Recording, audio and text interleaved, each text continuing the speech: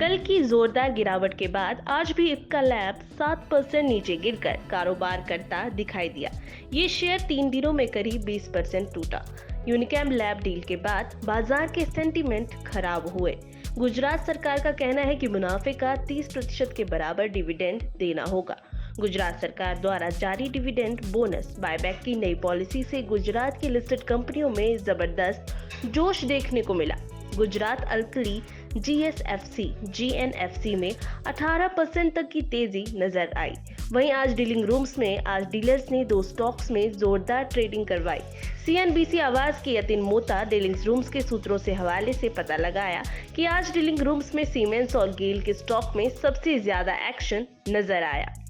Siemens Yatin Mota ने dealing rooms के सूत्रों के हवाले से कहा है कि सीमेंस के स्टॉक में टेक्निकल ट्रेंड के आधार पर डीलर्स ने खरीदारी की सलाह दी है। डीलर्स के स्टॉक में BTST यानी कि आज खरीदने और कल बेचने की रणनीति अपनाने की सलाह है। डीलर्स को इस स्टॉक में 30 से 40 रुपए की अपसाइड की उम्मीद है। इस स्टॉक में मई सीरीज में अच्छे रोल ओवर देखने को मिले हैं। गेल दूसरे स्टॉक के रूप में यतिन ने कहा कि आज गेल के शेयर में डीलर्स ने अपने क्लाइंट्स से खरीदारी करवाई। इस स्टॉक में घरेलू फंड्स ने खरीदारी की है। मई फ्यूचर्स में शेयर में नई खरीदारी हुई है। डीलर्स के मुताबिक शेयर में 115 से लेकर 116 रुपए के लक्ष्य संभव है। यहाँ मुहैया जानकारी सिर्फ सूचना हेतु दी जा रही है। यह बताना जरूरी है कि मार्केट में निवेश बाजार जोखिमों के अधीन है। निवेशक के तौर पर पैसा लगाने से पहले हमेशा एक्सपर्ट से सलाह लें। मनी कंट्रोल की तरफ से किसी को भी पैसा लगाने की यहाँ कभी भी सलाह नहीं दी जाती है।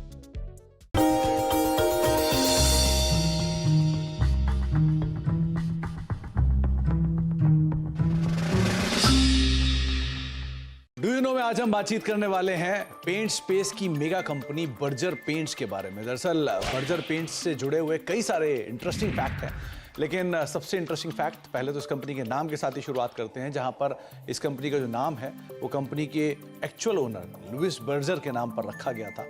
262 साल पहले इस कंपनी की शुरुआत हुई थी और ये कंपनी जर्मनी से शुरू हुई थी और धीरे धीरे मल्टीपल एक्विजिशंस और मर्जर्स के थ्रू होते होते यहाँ तक की स्थिति में पहुंची है। इसके अलावा कुछ इंटरेस्टिंग फैक्ट में ये भी है कि ये दुनिया की 14वीं सबसे बड़ी पेंट कंपनी है, एशिया की 4थी सबसे बड़ी पेंट कंपनी है और भारत की दूसरी सबसे बड़ी पेंट कंपनी के तौर पर शुमार है और करीब करीब 15 से लेकर 20% के आसपास का मार्केट शेयर अपने स्पेस के अंदर कमांड करती है। हालांकि जो लीडर है उसका हाफ मार्केट शेयर है, लेकिन फिर भी कंपनी का एक स्ट्रॉन्ग मार्केट शेयर अभी भी कमांड करती है।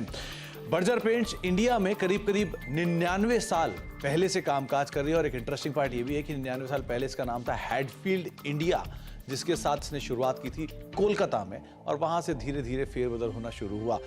Hero MotoCorp, royal Enfield, Ashok Leyland, Tata Motors, TVS, Yamaha, साथ ही साथ hero group, Honda group, Bajaj group, ये सब वो ग्रुप्स हैं जो कि बर्जर पेंट का पेंट यूज करते हैं और अलग अलग व्हीकल्स जो हैं कंपनी के वो इन प्रोडक्ट यानी बर्जर के प्रोडक्ट्स के जरिए आप मार्केट में देख भी पा रहे हैं।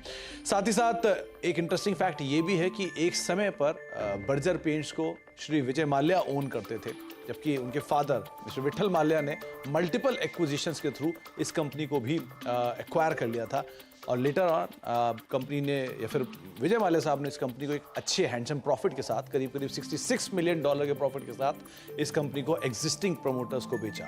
तो ऐसे मल्टीपल एक्विजिशंस एंड टेकओवर्स पिछले 99 साल की हिस्ट्री में बर्जर पेंट्स के अंदर आपने देखे हैं। साथ ही साथ बर्जर पेंट के साथ कुछ और इंटरेस्टिंग तथ्यों में से ये बांग्लादेश की सबसे पुरानी और साथ साथ सबसे बड़ी पेंट कंपनी के तौर पर शुमार है और करीब करीब 50% से ज्यादा का मार्केट शेयर ये पेंट स्पेस में बांग्लादेश के अंदर कमांड करती है।